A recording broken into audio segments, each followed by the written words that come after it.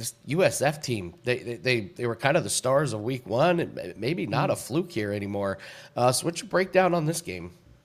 Well, normally, Andy, when I have these type of games, and I refer to them as big brother versus little brother, you have an in-state battle where, obviously the little brother's going to try really hard. They want to take the thunder away from, the bigger teams in the state. I would be looking to take South Florida. However, we've got a unique situation here because, and especially there was a caveat to this. Look at who Miami plays next week. You want to talk about, this would be a great look ahead spot. They play Florida next week. So easy to look past South Florida. But, let's give a little shout out to Lee Corso. Not so fast, my friend, because Miami got put on notice. South Florida beat Florida last week. Now, if they wouldn't have done that, this would have been an easy look-ahead spot. Because they did pull that upset last week, Miami of Florida is not going to look past them, okay? They're going to come prepared, ready to play South Florida. And you're asking South Florida now not only to step it up and go out on the road for a second week in a row against another big brother. You played Florida last week and beat them. Now you're playing Miami of Florida. This is their third straight game that they're playing a top 25 team. If you remember, in the first week, they played Boise State, and I think that game was either on a Thursday or a Friday night. So, it was a TV game, standalone. You had a lot of tension on you.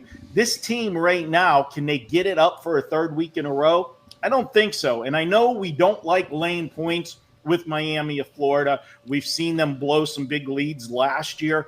But let's look at the offense. Everybody was going to question what was going to happen. Cam Ward, gone, number one draft pick. Carson Beck, and, we had a lot of speculation which Carson Beck was going to show up at Miami. Was it going to be the Carson Beck we saw 2 years ago or the Carson Beck that we saw last year? So far, it looks like 2 years ago, Carson Beck. He's playing well. Now, granted, one was against a good team, Notre Dame. The other one, well, not so much. You played a cupcake in Bethune-Cookman. But I like what I've seen so far. They haven't turned the football over. They're playing balanced football, running the football, passing the football. I think they get the job done here. Now, we have seen this line move a tad. It was sitting at 17 for a good part of the week. We got to lay that extra hook now with them. But I just can't take South Florida in this particular matchup. It is Miami or pass for me. I've got the game Miami 41-17. I'll go ahead and lay the 17.5.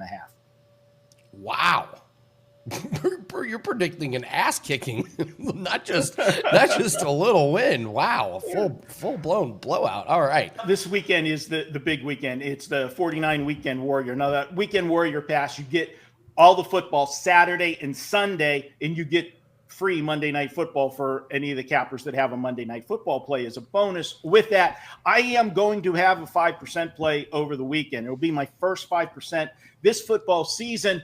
And guys, last 19 months, I don't release a ton of them. We're 31-13 over 19 months with our 5% plays. We've got that up. So head on over to Wager Talk. And not only for me for the $49 deal, it's a site-wide special. You can pick up any your favorite cappers for $49. And quick shout out, yes, check out Bet On It, the College and Pro Edition. And selfless plug for myself, check out Marco's Deli.